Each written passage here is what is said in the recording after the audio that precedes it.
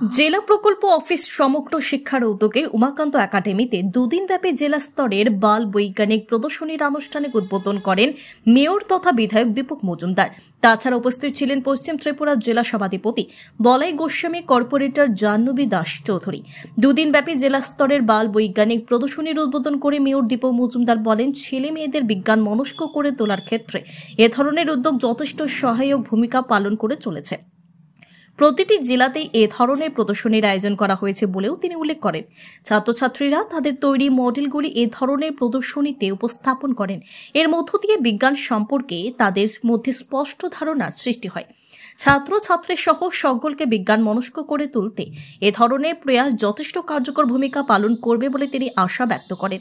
জেলা ভিত্তিক প্রদর্শনীতে যারা শ্রেষ্ঠত্ব লাভ করবে তাদেরকে রাজ্য ভিত্তিক প্রদর্শনীতে অংশগ্রহণ করার সুযোগ দেওয়া হবে। বিজ্ঞান এবং প্রযুক্তি যদি এক জায়গায় থাকে, এখন অনেকটাই আমরা দেশ বা পৃথিবী এগিয়ে গেছে। আগে যারা আমরা স্কুলে ছিলাম বা যারা টিচার ছিলেন বা যারা আজকে বিচারক ছিলেন, তাদের চিন্তা ভাবনা, তাদের পড়াশোনা বা পড়াশোনা পদ্ধতি বা স্টুডেন্টকে শিক্ষা দেওয়ার পদ্ধতি বা নিজের শিক্ষা গ্রহণ করার পদ্ধতি ছিল একরকম। আর এখন যারা স্টুডেন্ট তারা আধুনিক ব্যবস্থাপনায় বড় বিজ্ঞান দ্বারা শিক্ষিত হচ্ছেন এবং সমস্ত শিক্ষা ব্যবস্থার পরিকাঠামো সারা ভারতবর্ষে নতুনভাবে তৈরি হয়ে গেছে।